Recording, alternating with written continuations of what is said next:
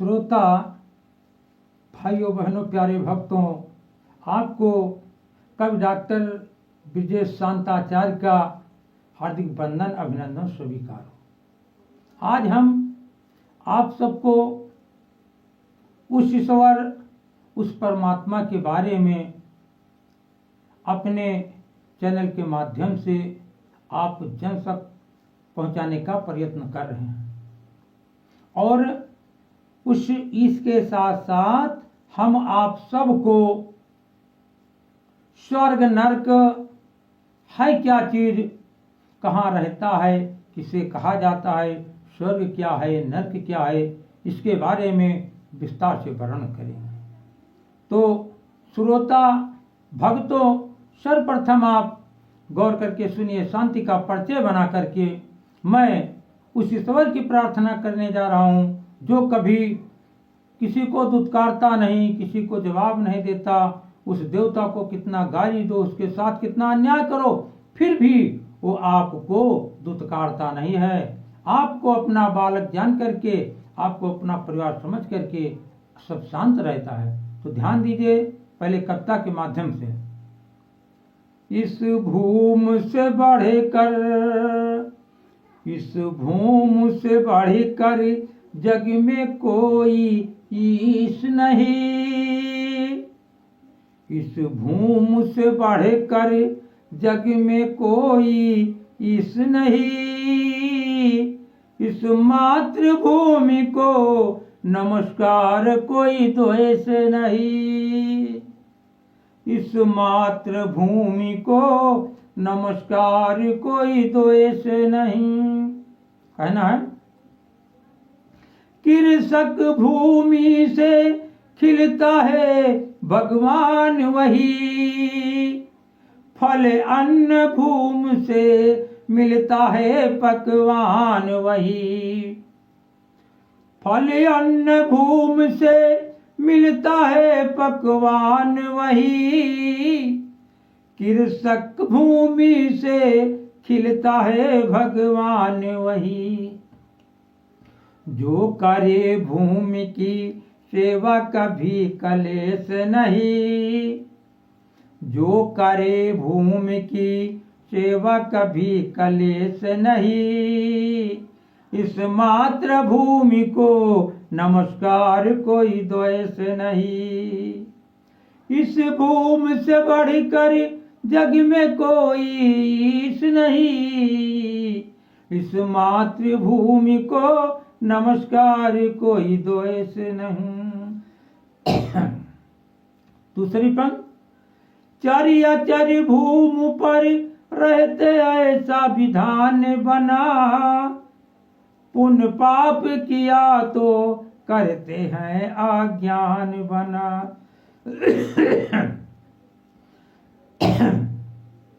चरी अचर भूमि पर रहते ऐसा विधान बना, पुण्य पाप किया तो करते हैं अज्ञान बना, पर किया न भूमि तिरस्कार उपदेश यही, पर किया न भूमि तिरस्कार उपदेश यही, इस मातृभूमि को नमस्कार कोई द्वेष नहीं, इस मातृभूमि को नमस्कार कोई द्वेष नहीं। सब मातृभूमि को माँ कहते जीवन वाले, और जीवन से मरण तक संग रहते दुनिया वाले, सब मातृभूमि को माँ कहते जीवन वाले, जीवन से मरण तक संग रहते दुनिया वाले, गंगा भारत की भूमि पर संतोष यही, गंगा भारत की भूमि पर संतोष यही, इस मातृभूमि को नमस्कार कोई द्वेष नहीं, इस मातृभूमि को नमस्कार कोई द्वेष नहीं। अंतिम पद, माचार्य सभी जन के जीवन की दाता है, जो मातृभूमि पर आया एक दिन जाता है। माचार्य सभी जन के जीवन की दाता है, जो मातृभूमि पर आया एक दिन जाता है।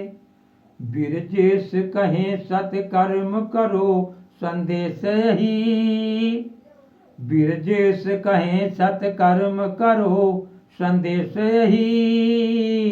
इस मातृभूमि को नमस्कार कोई द्वेष नहीं, इस मातृभूमि को नमस्कार कोई द्वेष नहीं। श्रोता बंधु, अब मैं आपको उस स्वर्ग और नरक के बारे में बता रहा हूं। लोग कहते हैं स्वर्ग होता है, नरक होता है। नरक में अनेक कठिनाइयों का सामना करना पड़ता है, स्वर्ग में किसी प्रकार की कठिनाइयों का सामना नहीं कर पड़ता। वहां पर ना भोजन की जरूरत, ना बिस्तर की जरूरत, ना पानी की जरूरत, ना पहनने की जरूरत, ना धन की जरूरत, ना बीवी पत्नी की चिंता, ना बाल बच्चों की चिंता, ना खेत करने की चिंता। साथियों, नर के लिए क्या बताया जाता है? सब दुख है। खाने को सही नहीं मिलता, बिस्तर सही नहीं मिलता, कीड़े मकोड़े काट रहे हैं, बीवी बच्चे से परेशान है, भूत प्रेत आपको परेशान कर रहे हैं। यानी नरक में अनेकों कठिनाइयां और स्वर्ग में अनेकों सुख। नरक में अनेकों दुख, स्वर्ग में अनेकों सुख। तो साथियों, स्वर्ग नरक कहीं दूर नहीं है, स्वर्ग और नरक इसी पृथ्वी पर है। साथियों, ध्यान देना है, स्वर्ग दो है, स्वर्ग दो है, नरक दो है। सब दो है, दो स्वर्ग दो नरक, और इसी पृथ्वी पर है और कहीं नहीं है। यदि वेद पुराणों में वर्णित जो ज्ञानी लोग बताते हैं, वो ये नहीं बता सकते कि स्वर्ग नरक है क्या, उसकी व्याख्या नहीं कर सकते हैं, उसे बता नहीं सकते हैं, केवल आपको भ्रमित करने का काम करते हैं। लेकिन यहाँ जो होगा, जो स्वर्ग नरक का वर्णन करेंगे, साफ साफ शीशे की तरह झलकेगा, उसमें कोई संदेह नहीं। मानो या न मानो, लेकिन मानना पड़ेगा, क्योंकि सत्य है। और उसे मैं प्रतीत करवा दूंगा, शीशे की तरह झलकेगा। तो ध्यान दीजिए, स्वर्ग नरक है क्या? बाबा तुलसीदास जी ने लिख दिया है कि जहाँ सुमति हुआ संपत्ति नाना, जहाँ सुमति हुआ संपत्ति नाना, और जहाँ विपत्ति हुआ कुमत निधाना। बाबा साहब ने साफ साफ लिख दिया कि जहाँ सुमति वहाँ संपत्ति नाना। श्रोता भक्तों, भाइयों बहनों, ध्यान दीजिए, जहाँ सुमति हुआ संपत्ति नाना, जहाँ सुमत है वहीं स्वर्ग है, और स्वर्ग कहीं नहीं है। कि जहाँ सुमति हुआ संपत्ति नाना, और जहाँ कुमति हुआ विपत निधाना। जहाँ पर कुमत है वहां पर दुख ही दुख है, उसी को नरक कहा जाता है। यानी स्वर्ग नरक यही है। अब उसे हम आपको शीशे की तरह झलका रहे हैं। पति पत्नी पूरा परिवार होता है, पति पत्नी होता है, पूरा परिवार होता है। पति पत्नी का क्या स्वभाव होता है, कोई बताए? हाँ भाई, मैं सबसे पूछ रहा हूं, कोई खड़ा होकर के बताए। सबके लिए है, खड़े हो जाओ भाई, आप खड़े हो जाओ, बहन जी आप खड़े हो जाओ। अरे भाई, कोई बताओ कि नर और नारी का स्वभाव कैसा होता है, पति पत्नी का स्वभाव कैसा होता है। मैं कह रहा हूं, कोई भी खड़ा होकर बताओ, कोई भी आकर के मंच पर बताइए, या वहीं खड़ा होकर के बता दिए, कोई घबराने की बात नहीं। अच्छा, कोई नहीं बताओगे तो सुनिए। श्रोता बंधुओं, भाइयों बहनों, मर्द का स्वभाव, पुरुष का स्वभाव क्रोधी होता है।